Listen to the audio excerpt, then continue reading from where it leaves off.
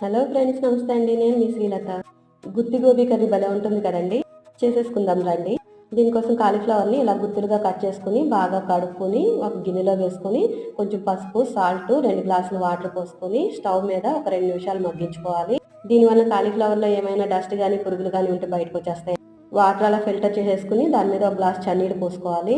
దానివల్ల ముక్కలు బాగా మెత్తబడిపోకుండా ఉంటాయి.